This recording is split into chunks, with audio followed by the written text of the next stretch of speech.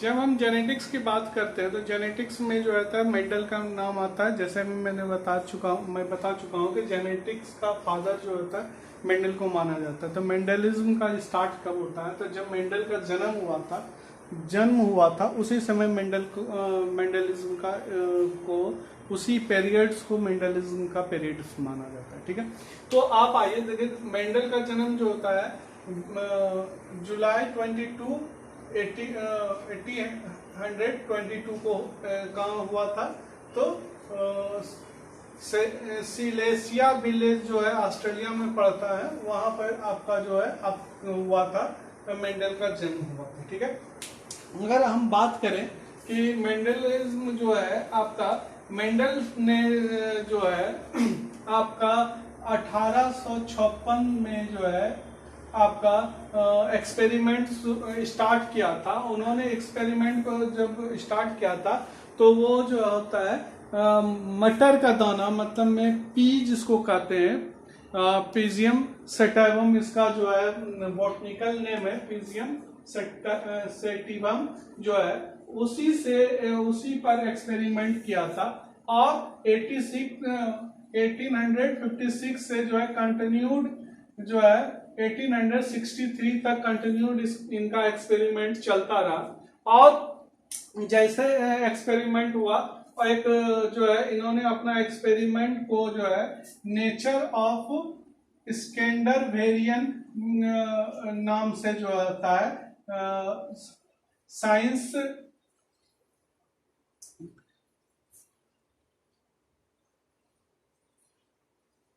Science general में जो है ये इनका ये एक्सपेरिमेंट जो है पब्लिश्ड हुआ। और उसके बाद जो है आपका ये दूसरा experiments in plant hybrids A journal जो है ये भी एक पब्लिश्ड किया। लेकिन ये जो है मेंडल्स का लॉ जो है उस टाइम में जो है रिजेक्ट कर दिया गया। जब तक मेंडल लाइव रहे तब तक इनको जो है इनका पब्लिश्ड किया गया लॉ को कभी भी सपोर्ट नहीं मिला किन्हीं का, और यह जो होता है यह जो है रिजेक्टेड माना गया। लेकिन 1900 में, मतलब 1900 में जो होता है तीन एक ये आए हॉलैंड के, दूसरा ये है जर्मन के, तीसरा ये है ऑस्ट्रेलिया के। ये तीनों ने फिर से जो है एक्सपेरिमेंट को री इस्टेब्लिश किया और उन्होंने कहा कि नहीं, मेंडल ने जो भी एक्सपेरिमेंट किया वो सही था और मेंडल ने जो बात कहा वो सही है। ठीक है, तो ये तीन का नाम जरूर याद रखिएगा। एक ये हॉलैंड के हैं, दूसरा जो है जर्मनी के हैं, तीसरा ऑस्ट्रेलिया के हैं। ये तीनों ने जो है आपका री इस्टेब्लिश किया मेंडल्स लॉ को। ठीक है, इनको राइट डाउन कीजिए।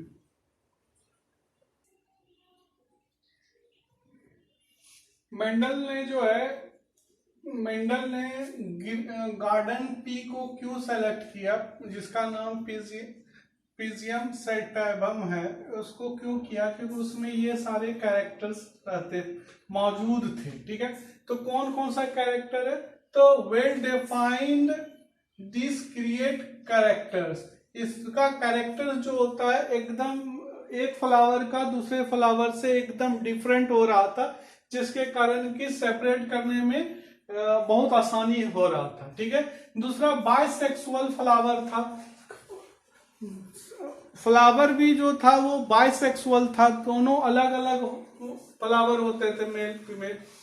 दूसरी बात, प्रीडोमिनेंटली जो होता है सेल्फ फर्टिलाइजेशन में इसमें प्रीडोमिनेंटली होता था, इजिली से हाइब्रिडाइजेशन करवाया जा सकता था।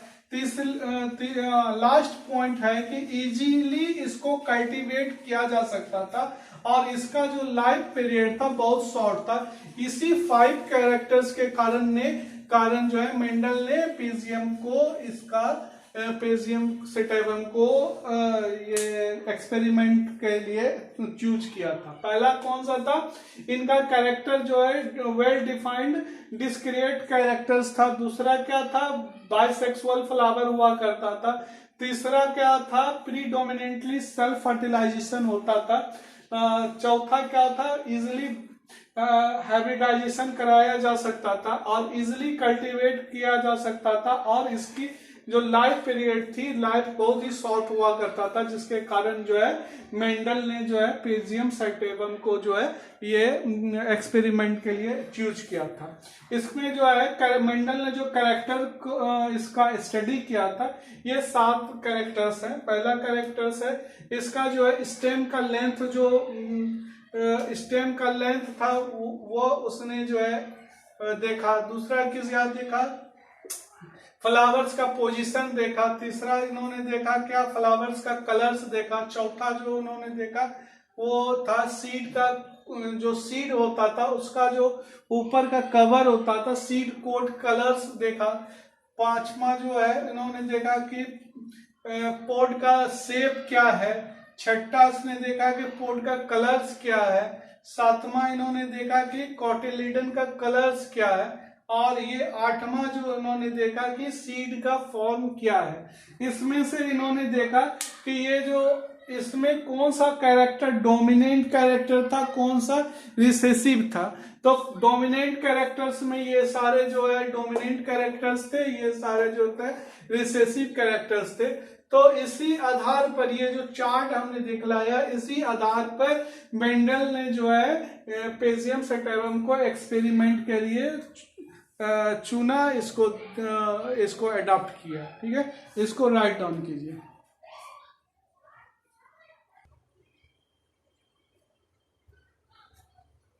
मेंडल्स के लॉ को समझने के पहले कुछ टर्म को समझ लेना बहुत जरूरी होता है। उसी क्रम में जो है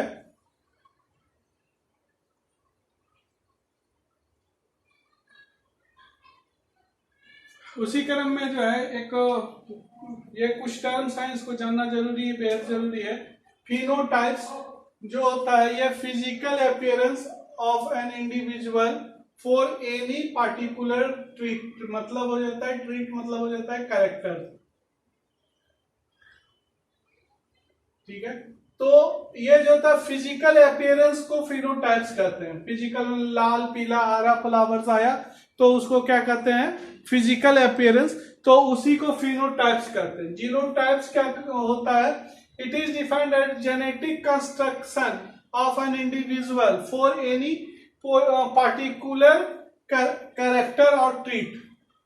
पार्टिकुलर कैरेक्टर और ट्रीट के लिए जो जेनेटिक कंस्ट्रक्शन को दिखलाते हैं, जैसे TT and T capital, T capital, ये जो होता है ये जीनोटाइप कहलाता है। अब जो है मुख्य रूप से जो आपको समझना है वो एलील्स को समझना है। एलील्स जो है 2 जीन्स होता है, 2 जीन्स होता है, और वो मान लिया जाए कि एक क्रोमोसोम ये है, एक क्रोमोसोम ये है, उसी के एक ही पोजीशन पर 2 जीन अगर मौजूद हो, एक यहाँ पर जीन मौजूद है, एक उसी सेम पोजीशन पर यहाँ पर मौजूद है जीन। ठीक है, तो यहाँ पर क्या, alleles are the gene occupying corresponding position on homologous chromosome and controlling the same character but producing different effect same character को यह दिखलाता है। मतलब में अगर हम लंबाई लेंथ को लेते हैं, लेंथ को अगर लेते हैं तो ये लेंथ को ये शो कर रहा है, ये भी लेंथ को शो कर रहा है, लेकिन ये टॉल को शो कर रहा है, ये टॉल को शो कर रहा है, ये ड्रॉप को शो कर रहा है। ये क्या कर रहा है, ड्वार्फ को शो कर रहा है। इसीलिए ये जो है क्या कहलाता है कि एलील 2 जीन है जो होमोलोगस क्रोमोसोम पर सेम पोजीशन पर उपस्थित है और जो सेम कैरेक्टर्स को कंट्रोल करता है। लेंथ मतलब लेंथ को दोनों शो करेगा। ठीक है, लेकिन दोनों का प्रोड्यूसिंग जो है इफेक्ट क्या होगा, डिफरेंट होगा। ये टॉल को करेगा, ये क्या करेगा, ड्वार्फ को करेगा। इसीलिए इसको एलील कहा जाता है। एलील जो होता है ये मुख्य जो है 4 प्रकार का होता है। वाइल्ड टाइप एलील होता है, म्यूटेंट टाइप एलील होता है, डोमिनेंट एलील होता है, रिसेसिव एलील होता है। ठीक है, वाइल्ड टाइप एलील जो होता है बहुत ज्यादा एलील होता है, जो कि पूरे पॉपुलेशन में लगभग पाया जाता है, उसको वाइल्ड टाइप का एलील कहते हैं। यह जो है 90 to 99% 99% मौजूद रहता है ये एलील, ये पॉपुलेशन में। कहां पर? पॉपुलेशन में 90 to 99% होता है। यह मुख्यतः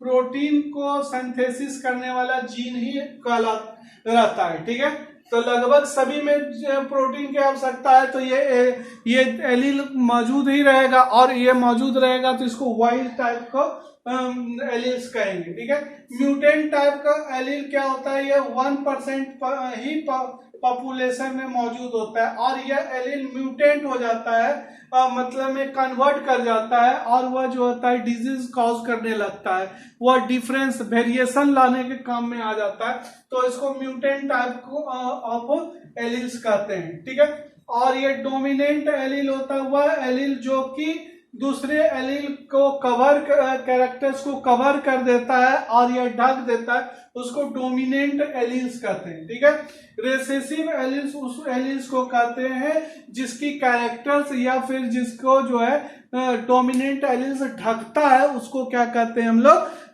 रिसेसिव एलील्स कहते हैं। दूसरे एक और एलील्स होता है होमोजाइगस एलील और हेटेरोजाइगस एलील। ठीक है, एलील तो होमोजाइगस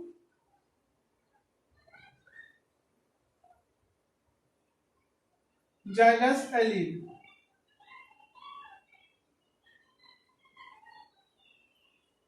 यह जो है एक ही टाइप को वर्ड से लिखा जाएगा तो होमोजाइगस कहेगा। हेटेरोजाइगस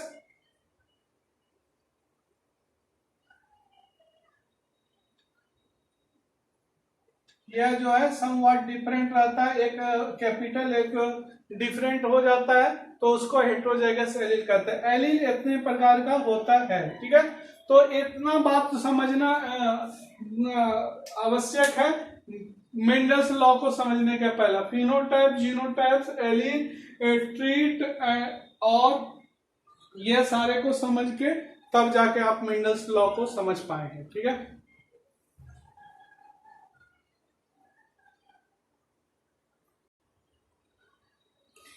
ऐसे तो मेंडल ने बहुत सारे एक्सपेरिमेंट किए, लेकिन मुख्य रूप से हम लोग जो है 3 ही एक्सपेरिमेंट के बारे में जानेंगे। पहला मोनोहाइब्रिड क्रॉस, दूसरा डायहाइब्रिड क्रॉस, तीसरा ट्राइहाइब्रिड क्रॉस। ठीक है, मुख्य रूप से यही था। मुख्य रूप से जो है 1 और 2 मैंने मोनोहाइब्रिड एंड डायहाइब्रिड ही मुख्य रूप से इंपॉर्टेंट है, बाकी ट्राइहाइब्रिड तो ऐसे ही दिखा दिया जाएगा आपको। ठीक है, तो मोनोहाइब्रिड क्रॉस में होता क्या है और डायहाइब्रिड क्रॉस में क्या होता है? जब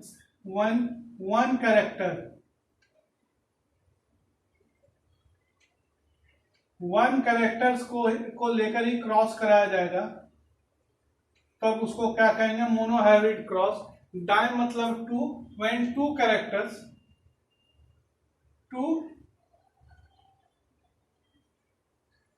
कैरेक्टर्स को लेकर जब क्रॉस कराया जाएगा तो डायहाइब्रिड क्रॉस होगा। और ट्राई मतलब व्हेन 3 कैरेक्टर्स, जब हम लोग 3 कैरेक्टर्स को लेकर जब करेंगे, और इसी मोनोहाइब्रिड क्रॉस से को लेकर जो रिजल्ट आएगा उसको लॉ ऑफ मेंडल्स लॉ कहेंगे। डायहाइब्रिड से जो रिजल्ट आएगा उसको हम लोग उसको भी मेंडल्स लॉ कहेंगे। ट्राइहाइब्रिड से पूछा था ही। ठीक है, तो 1 कैरेक्टर्स को लेकर करें, मान लिया जाए लेंथ को लेकर चलते हैं, तो 2 बातें आ जाती हैं। पहला टॉल और ड्वार्फ। ठीक है, ये पेरेंट्स है, पेरेंट। ठीक है, ये पेरेंट हो गया। अब इसका क्या बनेगा? गैमीट बनेगा।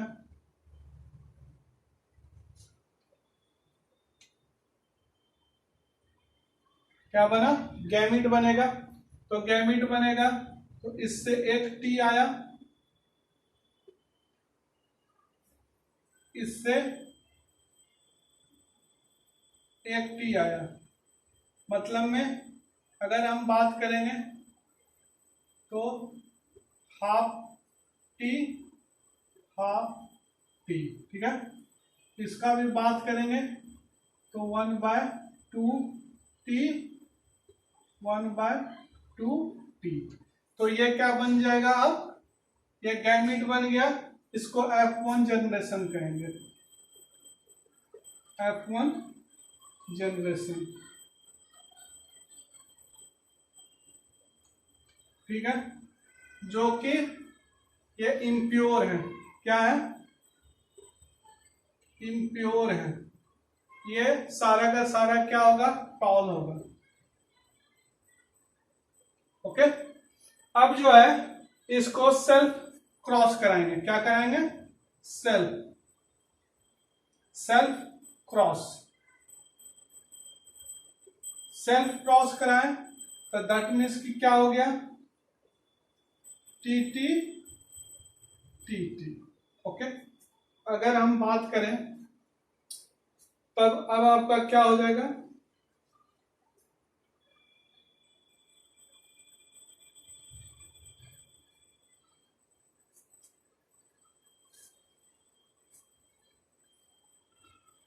एक बार ये इससे करेगा टी टी, एक बार ये इससे करेगा टी टी, एक बार ये इससे करेगा टी टी, एक बार ये इससे करेगा, ठीक है। तो ये हो गया आपका जीनोटाइप F2 जनरेशन। ये क्या हो गया, F2 जनरेशन। अगर आप देखेंगे तो 1:2:1, ठीक है। ये हो गया, ये टॉल हो गया, ये भी टॉल हो जाएगा, ये ड्वार्फ हो जाएगा।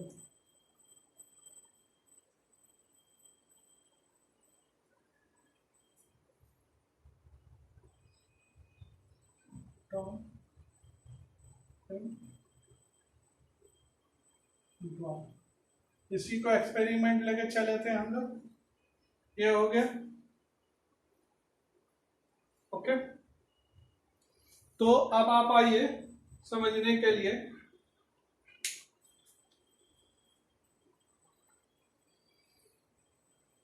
ये मुख्य रूप से इतना नहीं होता है मोनो हाइब्रिड क्रॉस में। जो अगर हम एक कैरेक्टर्स को लेके करें तो एक कैरेक्टर में आ जाता है, लेंथ लेके चले तो लेंथ में आ जाता है टॉलर ड्राफ्ट, दो पता ही थे।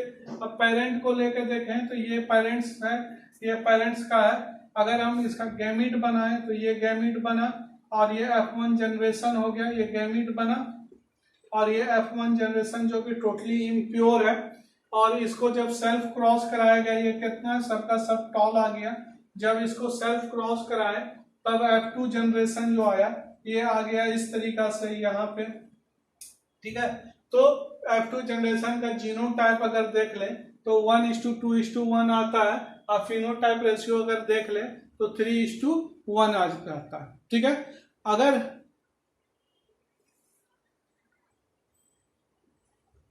चेकर बोर्ड का बात बोर्ड में देखें तो इसको जो है इन्होंने फर्स्ट टाइम यूज किया था, और इसमें कुछ नहीं होता है, सेम चीज होता है। अगर हम लेके चले लेंथ, एक कैरेक्टर है, क्या है, लेंथ। एक कैरेक्टर को लेके चलते हैं लेंथ को,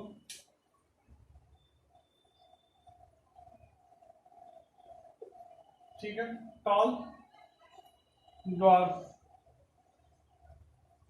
ठीक है। तो ये टी टी हो गया और ये टी टी हो गया, ठीक है। अगर हम पेरेंट्स, ये हो गया पेरेंट, ठीक है, ये पेरेंट हो गया। अगर हम बात करें इसी का तो F1 जनरेशन अगर इतना बनेगा, F1 जनरेशन, ठीक है। तो एक टी इनका ले लेंगे,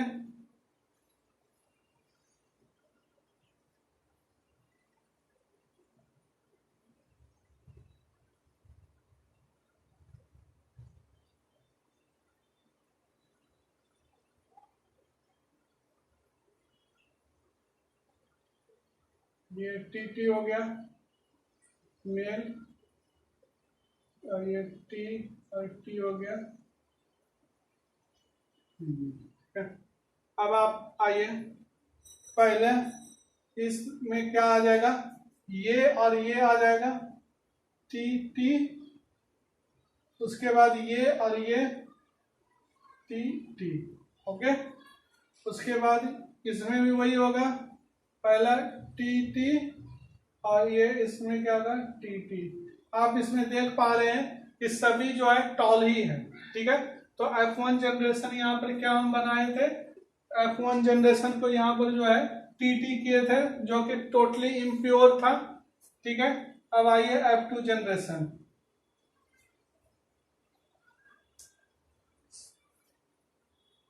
अब क्या है कि इसी को सेल्फ क्रॉस करवाए थे, तो यहां पर भी क्रॉस, ठीक है। तो सेल्फ क्रॉस कराएंगे,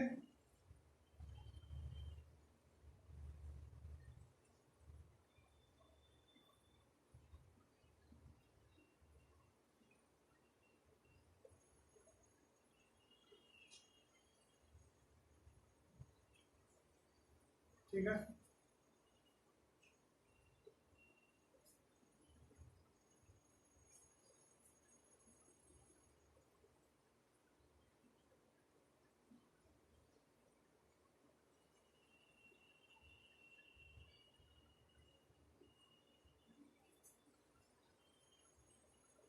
टी टी टी,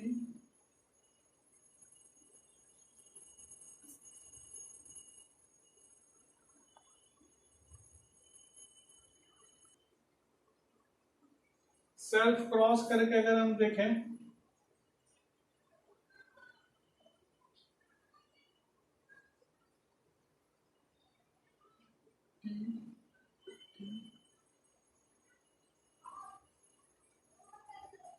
ठीक है, ये हो गया मेल, ये हो गया फीमेल, ठीक है।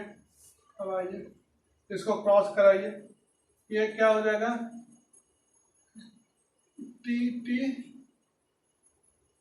टी,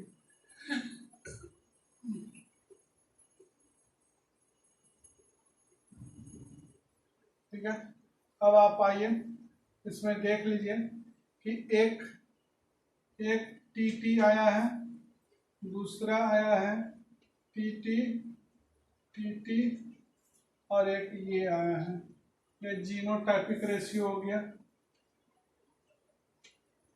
जीनोटाइप रेशियो,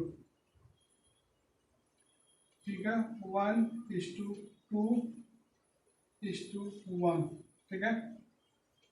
ये हो गया टॉल, ये भी हो गया टॉल,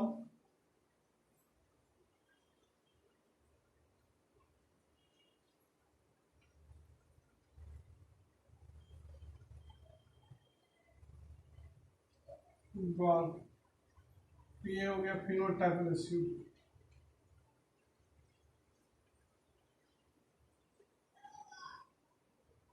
3:1। तो यही है, अगर आप चेकर बोर्ड पर से भी अगर मोनोहाइब्रिड क्रॉस को देखेंगे तो वही रिजल्ट आएगा, और वो जो पहले हम देख लाए थे वो उस तरीका से भी देखें तो वही रिजल्ट आएगा। दैट मीन्स कि ये आपका रिजल्ट जो है यही आना है, ठीक है। आगे इसका जो इससे निकला रिजल्ट वो देखते हैं।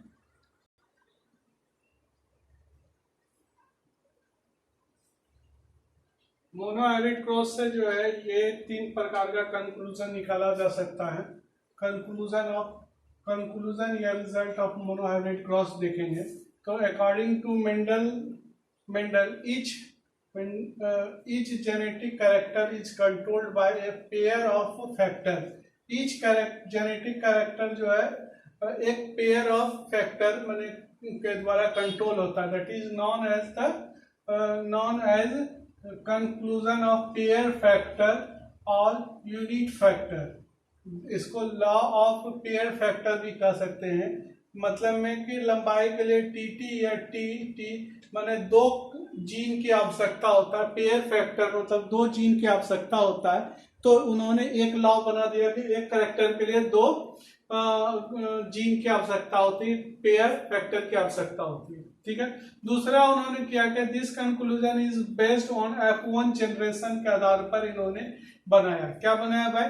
When 2 different factors unit factors are present in single individual only one factors are able to express। 2 characters हैं तो उसमें से एक ही कैरेक्टर एक्सप्रेस करेगा, और जो एक्सप्रेस करेगा उसको डोमिनेंट यूनिट फैक्टर कहेंगे। क्या कहेंगे? डोमिनेंट यूनिट फैक्टर कहेंगे। और दूसरे को जो अनदर यूनिट फैक्टर है जो कि एक्सप्रेस नहीं कर सकता, फेल टू एक्सप्रेस, उसको रिसेसिव फैक्टर्स कहेंगे। क्या कहेंगे? उसको रिसेसिव फैक्टर कहेंगे। In the presence of dominant factor, dominant factor के उपस्थिति में रिसेसिव फैक्टर क्या करता है? अपना एक्सप्रेशन नहीं दिखा पाता है। यही कंक्लूजन कहलाता है लॉ ऑफ एक्सप्रेशन। ठीक है। इसी को लॉ ऑफ डोमिनेंस कह सकते हैं। इसको क्या कह सकते हैं? लॉ ऑफ डोमिनेंस कह सकते हैं। इसका एक्सेप्शन ये है इनकम्प्लीट डोमिनेंस और को डोमिनेंस जो होता है, इसका क्या है? एक्सेप्शन है, याद रखिएगा। 2 एक्सेप्शन है, इनकम्प्लीट डोमिनेंस और को डोमिनेंस इसका जो है। अब क्या है कि तीसरा क्या है कि ड्यूरिंग गैमेट फॉर्मेशन के दौरान unit factors of a pair segregates, अलग हो जाता है randomly and transfer inside different gamete, और दूसरे गैमेट में ट्रांसफर हो जाता है। Each gamete receive only 1 factor, एक फैक्टर ही रिसीव होता है। मतलब में टी अगर है और टी है तो इसका गैमेट जब फॉर्मेशन होगा 1/2t, 1/2t, 1/2t और 1/2t, तो इसका जब भी गैमेट आएगा किसी में तो एक ही टी और एक ही टी आएगा, तो उसी को लॉ ऑफ सेग्रीगेशन कहेंगे। At the time of formation of gamete formation के समय में क्या होता है कि ये 2 जीन में से 2 ट्रीट में से एक ट्रीट क्या होता है? वो ट्रांसफर हो जाता है, सेग्रीगेट कर जाता है, और वो फैक्टर क्या हो जाता है? आपका लॉ ऑफ सेग्रेगेशन कहलाता है। क्या कहलाता है? लॉ ऑफ सेग्रीगेशन कहलाता है। ठीक है। तो this is all about monohybrid cross in according to Mendel's. We will discuss about dihybrid cross in next classes. Thank you. Bye.